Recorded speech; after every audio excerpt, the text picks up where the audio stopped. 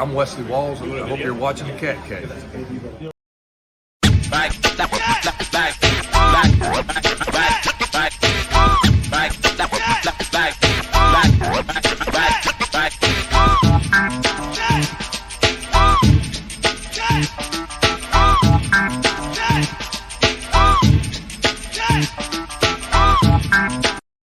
Whether you're in North or South Carolina or anywhere else in the world, enter the Cat Cave with Ryan Frick and Shannon Smith to listen to your favorite Carolina Panthers podcast as part of the Keep Pounding podcast network, where you can find shows like Embrace Debate and Inside the Vault, powered by the Fans First Sports Network, and also over on the Tobacco Road Sports Radio's YouTube channel, where you can watch Believe in Panthers with Desmond Johnson and Carolina Panthers great Jonathan Stewart. I am Ryan Frick, as always. Welcome to the Cat Cave. Alongside me is Shannon Smith. Shannon, what's going on, bud? And not too much. You know, we attended the game. The Cat Cave was at Bank of America Stadium. Let's talk about it, man.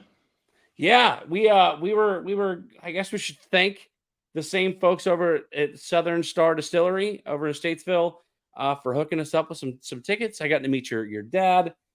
Shout out to my friend Philip, who came with me at the last second, and had a blast. Listen, the environment was great. The stands weren't packed, but you sort of expected that with as bad as we've been over the last couple of years.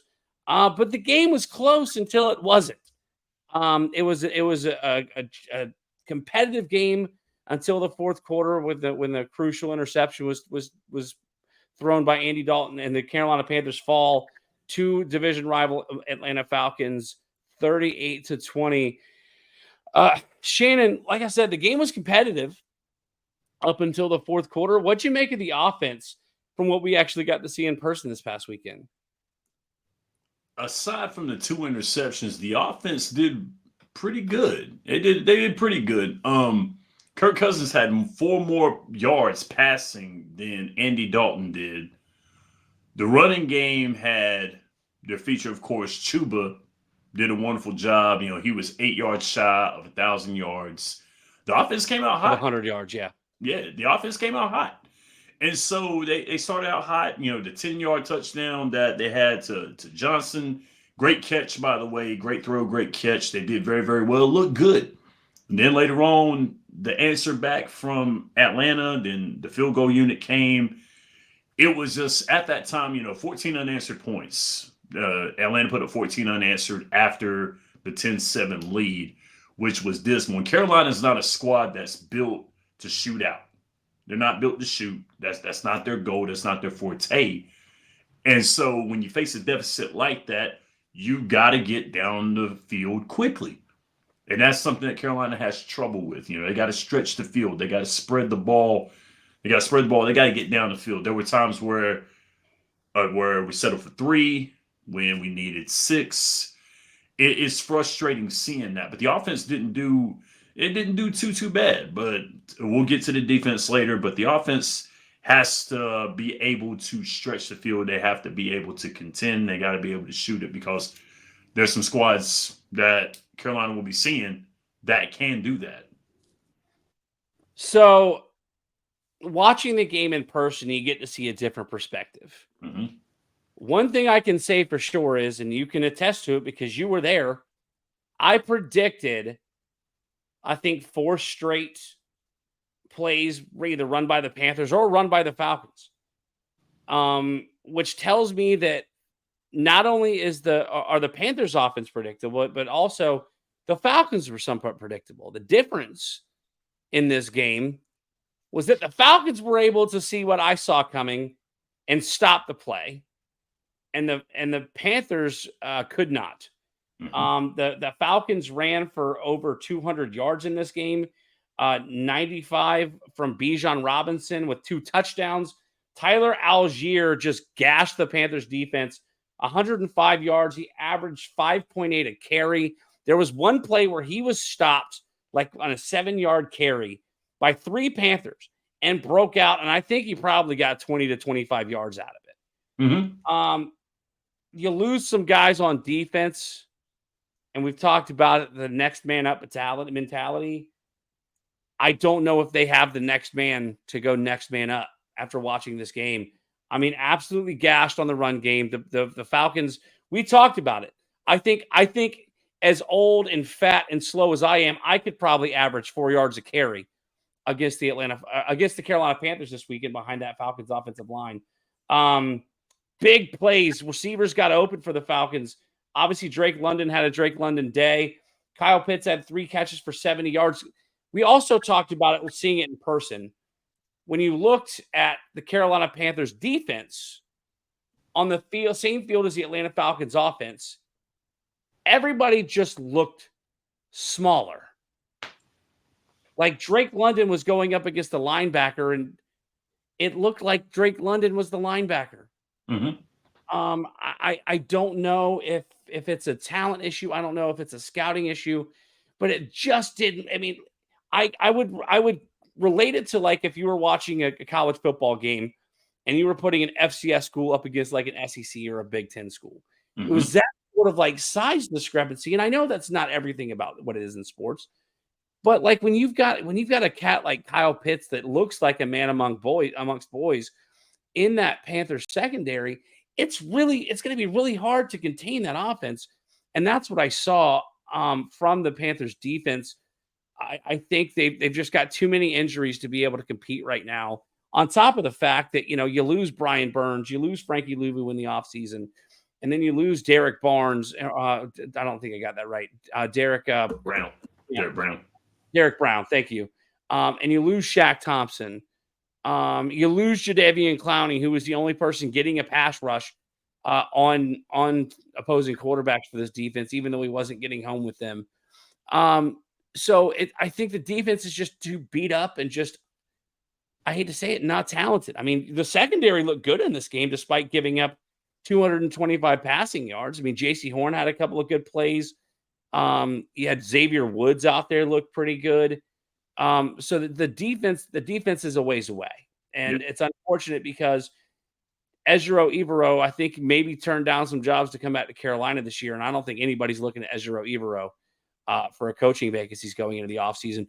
When it comes to the offensive side of the ball, I did see some things that I liked. Mm-hmm. Hubbard, once again, eight yards away from getting to the century mark in this game. He is now the 3rd leading rusher in the NFL. Hard to believe. Yeah. You had 221 pass yards from Andy Dalton. He did have 2 scores, one to Deontay Johnson, one to Xavier Legette, with a beautiful back corner touchdown. Right over 2 defenders. Did a nice touch on the ball. We thought it could be picked off. Legette brought it in and scored the touchdown. So a nice little shining spot there. Inexplicable touchdown in the 4th quarter when you're down 8 points with a chance to sort of tie it up or at least make it close. And you throw an inexplicable touchdown into triple coverage. Doesn't make sense from a guy with the tenure that Andy Dalton has. On top of the fact that we were watching the game. Now, granted, maybe Andy Dalton's not seeing what we saw, but being in person, you get to see a different perspective. And I saw wide receivers out there running open. Yeah. I saw guys open in the flat. I saw guys open in the corner. And for whatever reason, I mean, a number of times I saw a guy, whether it was Legette, whether it was Johnson, whether it was any of the other guys, they were just open, and Dalton wasn't seeing them. Mm-mm. Obviously, we know that this was supposed to be Bryce Young's team. We know Bryce Young isn't there yet. We don't know if Bryce Young will ever be there. We know that Andy Dalton, by way of 20 points on the board this week, albeit in a loss, is the better quarterback on this roster right now. But again, when it comes to a rebuild, it's not something that's going to happen overnight. I think most Carolina Panthers fans have come to terms with the fact that it's going to be a little while before the Panthers are truly competitive. Again, they were competitive in this game until that 4th quarter interception. And I think that's about the time that we decided to go up and leave and try to beat traffic. Yeah. Falcons would actually score after we got out the stadium. Yeah, I mean, I don't know the question to ask, Shannon. I'll be honest. I've sort of been dreading doing the show this week because there's another guy, Rashad Beard, host the Panther Nation podcast. Mhm. He comes to a radio show once a week here, and he said something last week that kind of stuck with me, and it's resonated with me, and it's been hard to let go of. That it's hard to come back on this show week after week and have the same conversation, Shannon. It is. It's very hard to have because, after the win against the Raiders, it was like, okay, maybe we're in the right direction. We switched the quarterback, the offense looked differently, the team looked differently. And then later on, it was like regressing back to what it was beforehand, only with more points on the board is what it's been. I get that injuries are a part of the game. I get that you're going to have setbacks part of the game. But when there were times when they were out on the field and the line kept having problems with snap counts, it's the small things that they're not doing. I get, plays where you can't stop defenders. Like, I get that, you get overmatched by teams. I get that part. There are teams that overmatch everybody. You've got your upper echelons of teams. I get it. But when you go out there against these teams and you do small things wrong, like not lining up right, getting stupid penalties, when you are caught, when you do bad reads, when you don't read well, when you don't read the plays, because there were times where Carolina on defense was having trouble finding out who to defend. There were times they were having trouble doing that. And so when you're doing small things like that, how do you expect to win games? What do you expect when the penalty yards were stacking up? Once again, Carolina, another penalized team. Now, there were some penalties that we looked at that we were like, no, they shouldn't have called that. I get it. Not every referee is going to call the game 100% right. But you've got simple things that you're doing wrong, and that's what it is. Because it's when you have a revolving door of coaches, you get different schemes, different things. One coach does this, one coach does that. And it's like you don't have one scheme plugged in. And everybody's doing something different. Everybody's doing like defense doing something different, offense doing something different. The synergy has to be there. I don't see the synergy. Yeah, to your point, the Panthers penalized 10 times for 74 yards in this game. That is almost as many rushing yards as Chuba Hubbard had. And again, a lot of pre-snap penalties, as you said.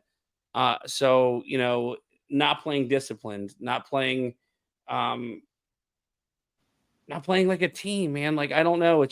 It's hard to watch sometimes knowing that you're so close. Like I said this a few years ago, and I keep coming back to it when I try to explain to people about why they shouldn't be panicking on South Carolina right now, from the college perspective, sitting at 3-3.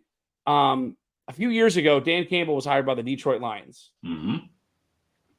That team went 3-13. And I said, listen, watch. And this wasn't because that I root for Detroit when I'm not watching Carolina. Mm-hmm. But I said, if you go back and look at those games, I think 3 or 4 of those games were decided by last-second field goals. And I believe there was upwards of 7 to 8 of those games, of those 13 losses, were decided by 1 score or less. Mm-hmm. And I made one of the most asinine comments I've ever made when I said the Detroit Lions are the best 3-win team in NFL history. Watch out for the Detroit Lions. They're just going to get better. I believe that year they drafted Aiden Hutchinson with the 2nd overall pick. And prayers go out to him. He had a rough injury last weekend. He's had surgery, and they're saying he'll be back. So, but what really rough situation there. But nevertheless, you knew then, at least I did, that the Lions were on an upward trajectory. Unfortunately, I don't see that with the Carolina Panthers at this point, considering we're still digging ourselves out of the hole that the worst owner in sports, David Tepper, put us in by trading away all of our best players to go and get a quarterback who is no longer the starting quarterback here in Carolina. Now, having said all that, because I don't want to be the Debbie Downer, okay? Like, let's that's what we, unfortunately, a 1-5 football team, you're not going to be able to say much positive. No. But that being said, Shannon, we were there at the game. We watched six games of the Carolina Panthers. What are the Carolina Panthers doing right at this point in the season? I would say they're running the ball effectively. They're getting the ball in Chuba's hands.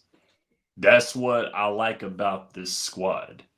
That's why I like what's going on. I do see Carolina trying to make that line better. That was something that I saw that they tried to do. And they made the switch at quarterback.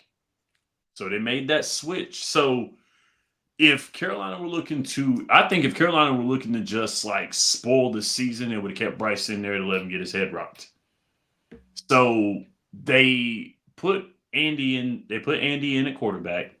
I think it's better that way because he is putting up numbers. Although, and he got the one win for Carolina. He got the one win at quarterback. So they made the switch.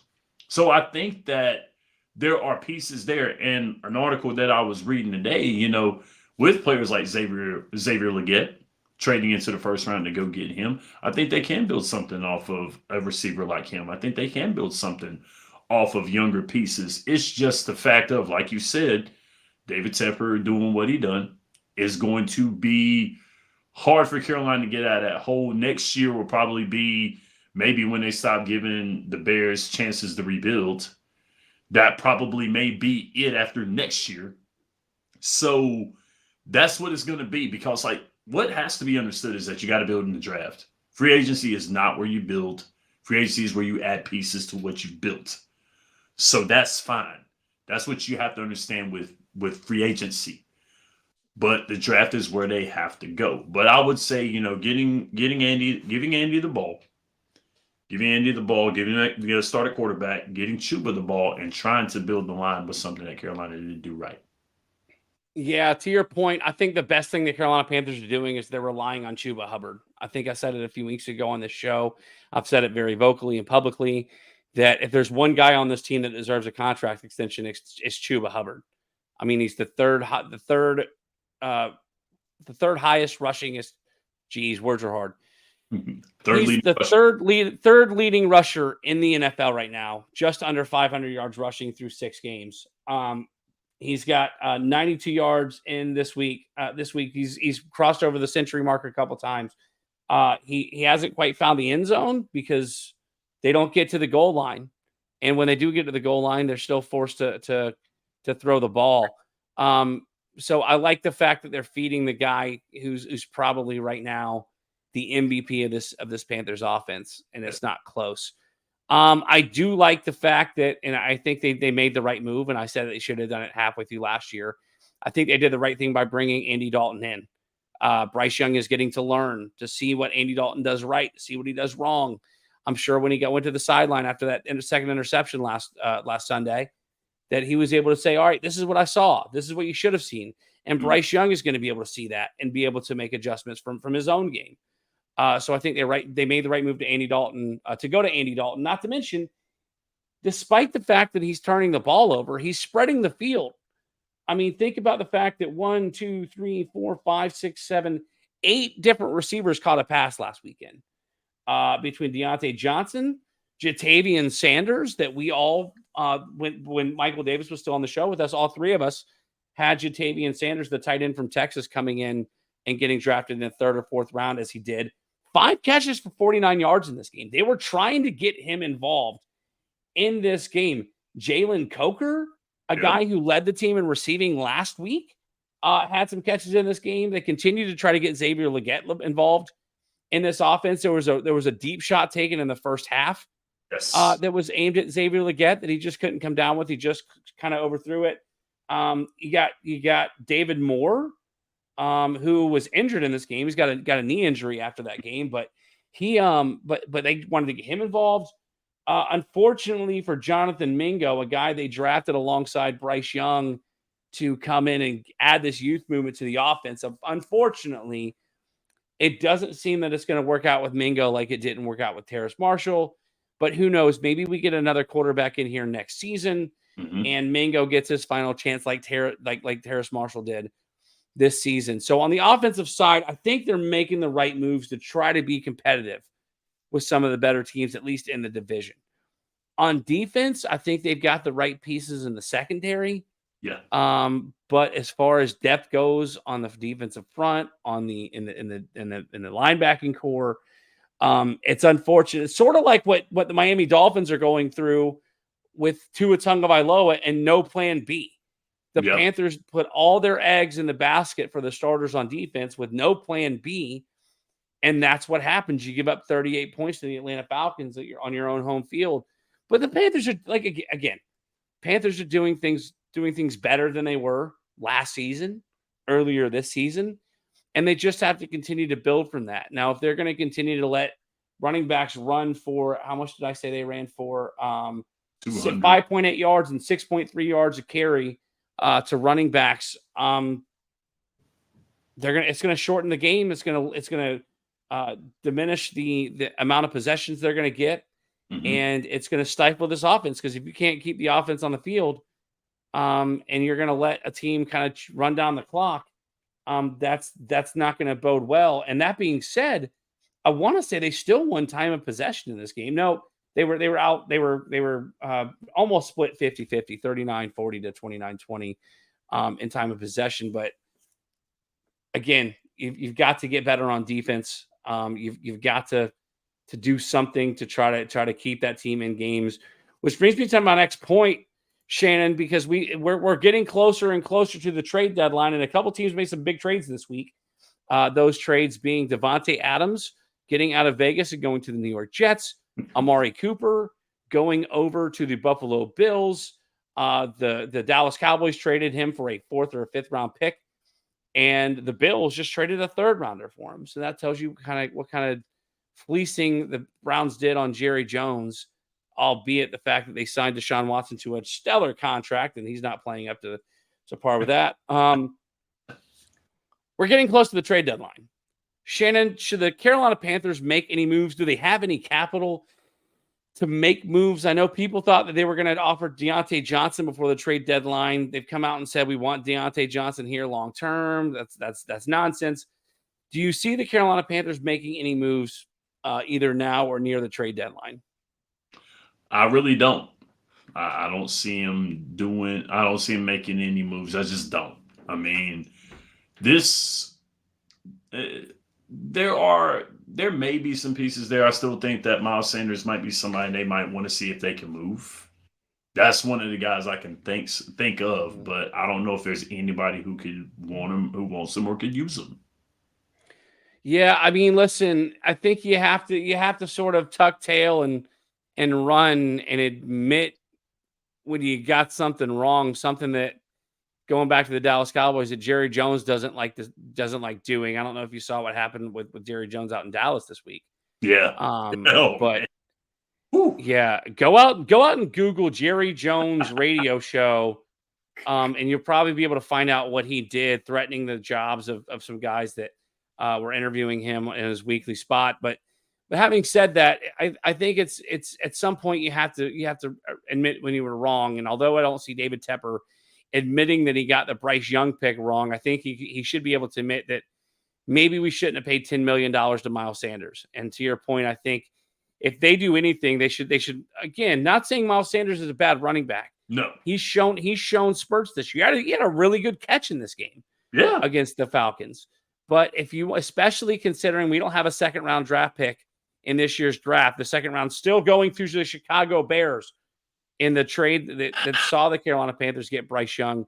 I don't think you're going to get a 2nd rounder for Miles Sanders, but maybe if you're able to unload Miles Sanders to maybe get some depth on defense, maybe to get like somebody's 2nd string defensive lineman that's not really getting a lot of playing time. So just getting something in return for Miles Sanders, or Miles Sanders can get a fresh start and the Panthers can sort of get away with it. Because is it Jonathan Brooks out of Texas that they signed that's coming off the ACL?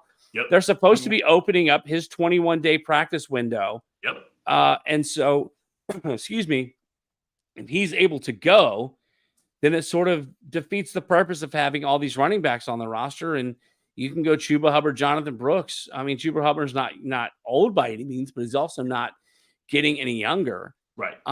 And trying to suffice a $10 million running back might be a good way to go. Yeah, to your point, I don't think there's anybody they go after in at the trade deadline. I don't think that they are close enough to be competing that they need to mortgage any more of their future in order to compete now. I think, like you said, it's time to focus on what you have. Maybe pick up some guys in free agency like they did on the offensive line, Robert Hunt, and so on and so forth. But to continue building in the draft, because it's something that the Carolina Panthers have sort of not been able to do because of the trades they made over the last couple of years. So to your point, I don't think any moves are getting made. Hey, last but not though, before we go with this whole Jerry Jones thing that happened on the radio, do you see David Tepper doing that? I could. No. I say I could. David Tepper's the guy that would do it passive aggressively. David Tepper's the kind of guy that if you ask him that sort of question, he's going to start talking about the soccer team. Or if like you really start giving it to him, he just sort of pours his drink in your direction and he walks away. Or like you've got a baseball hat on and you're talking to him asking these questions. He's the kind of guy that kind of chuckles, like adjusts his tie and then takes your hat off and sets it down next to you. Like that's what David Tepper would do. I don't see David Tepper getting that animated when he gets questioned, because he's been asked some tough questions about the Panthers in the past. Yes. And it's been total politician deflecting. Yeah, we got great things going on with the stadium. We're going to bring concerts and we're going to renovate, yada, yada, yada. Because at least as bad as Jerry Jones is, at least he's willing to get in front of a camera or on a microphone and talk football. And I think it's because Jerry Jones has been around long enough. So even though he's a terrible owner and a terrible GM, he knows football. I don't think David Tepper, this is going to sound really bad. I don't think he knows the difference between an offensive guard and an offensive tackle. He might not. I think if you talked about wanting to go draft a cornerback, he would probably look at you and say, "Oh, wait, we already have Bryce Young. We don't need another quarterback." No, boss. But is that a bad thing at all that he doesn't? Is that a bad thing? Because I think that yes, it's be the ones making money. They should be the ones that move the money.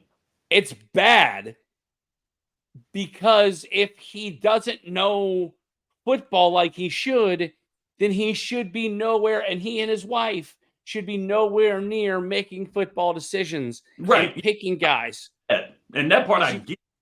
But yeah, you bring in somebody like Dan Morgan that's going to build a squad. You should be the one. Yes, exactly. You should be the one. Your GM, you and the GM and the owners should be president and vice president. They should be hand in hand. They should be cool. I mean, even if they don't like each other, they should be. Yeah, but Shannon, they should be cool. But we see what kind of GM Jerry Jones is. Yeah. And everybody, the big knock on is Jerry Jones needs to walk away and let somebody else GM the team. David Tepper, walk away. Sit in your owner's suite. Leave the football team alone. Make your money and let the football guys make football decisions. Yes. Speaking of football guys making football decisions, we got some football teams that are going head-to-head this weekend. And our 1-5 Carolina Panthers go on the road to a Washington Commanders team sitting at 4-2 atop the NFC East. As we talk about the Dallas Cowboys, the Washington Commanders are at the top of that division, coming off of a really hard-fought loss at Baltimore this past week and a 7-point loss on the road to the Ravens. The Commanders are an 8-point favorite at home this weekend. It's a Sunday 4:05 kickoff over on CBS. Shannon, I'm not going to ask if the Panthers will win. Do the Panthers have a shot to cover the spread? No. I'll tell you what. Nah, Jaden Daniels looks like the truth. He does. Imagine if the Carolina Panthers were able to go and get Jaden Daniels instead of Bryce Young. And imagine what this team would look like if things had been different. I'm going to send you a video. It's like it's like one of those like dreams. Cleveland Brown fans wakes up and they're listening to their alarm clock radio and it's talking about, aren't you glad that you remember when the Cleveland Browns were going to make an offer to Deshaun Watson? Aren't you glad that the Browns decided to give Baker Mayfield a second chance? They're 4-1 coming off a big win this next weekend. And then the alarm clock actually goes off and it's them talking about the fact that they're 1-4 and they just traded away Amari Cooper and all that stuff. They need to do we could probably do some sort of skit like that with the Panthers. Like what could have been had they not gotten rid of literally everybody. Shannon, that's about all the time we've got this week, folks. If you want to go find Shannon on social media, he is on X and he is on Instagram at podcast_Smitty. If you want to find me on social media, on X, I am at Tapouts and TDs, Facebook.com/Tapouts and Touchdowns, or on Instagram at Ryan Frick Comedy. But you also need to make sure you go and follow our pages, the Cat Cave pages, on social media, Facebook.com/The Cat Cave FFSN, on Instagram and X at The Cat Cave _FFSN. But until then, you may now exit the Cat Cave. But make sure you listen to more content over on Tobacco Road Sports Radio's YouTube channel and more Carolina-themed podcasts on the Keep Pounding Podcast Network, powered by the Fans First Sports Network. For Shannon Smith, I am Ryan Frick, and we will see you next week right back here inside the Cat Cave. Go Panthers.